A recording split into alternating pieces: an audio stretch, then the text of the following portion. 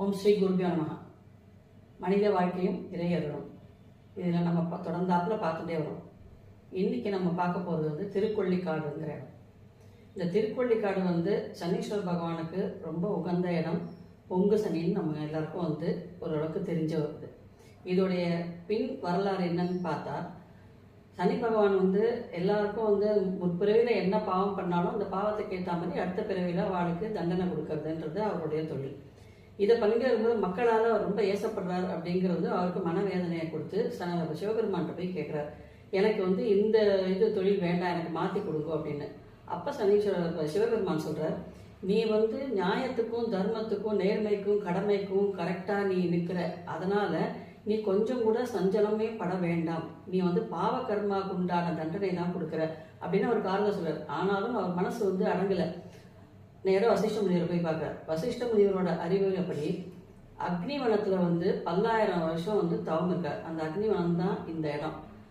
அப்போ அவர் தவம் இருக்கும்போது அதை பார்த்து இறங்கி சிவபெருமான் அவருக்கு வரம் கொடுக்குறாரு. என்னென்ன, தன்னோட 2வது அவதாரமாக அங்கே பொங்கு சனியாக ஏற்படக்கூடிய அந்த அவதாரத்தை அவருக்கு கொடுத்து இங்கே வரவாளுடைய பாவத்தை போக்கி அருள் பாலிக்கக்கூடிய இடமாக அவர் மாற்றி கொடுக்குறார் சிவபெருமான். இந்த இடத்துக்கு பேர் அக்னிவனம், அக்னிபுரம், அக்னி ஸ்தலம் அப்படிங்கிறது அக்னிபுரி அப்படின்னு சொல்லுவாள். இந்த இடத்துக்கு இதுக்கு பேர் தான் சீராத்தூர் திருக்கொள்ளிக்காடு.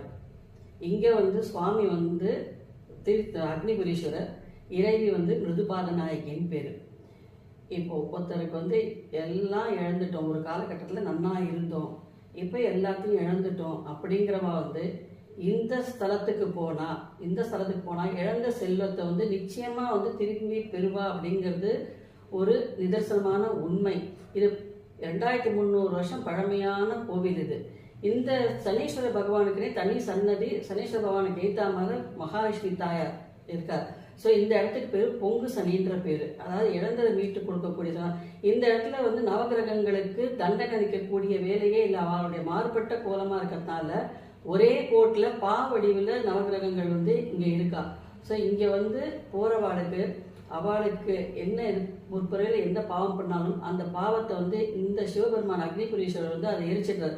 ஸோ அவளுக்கு ஒரு மறுபிறவி மாதிரி கிடச்சி அவள் இழந்ததெல்லாம் திருப்பி கிடைக்கக்கூடிய ஸ்தலம் தான் இந்த திருக்கொள்ளிக்காடு, பொங்கு சனி பகவானுக்கு உண்டான ஸ்தலம்.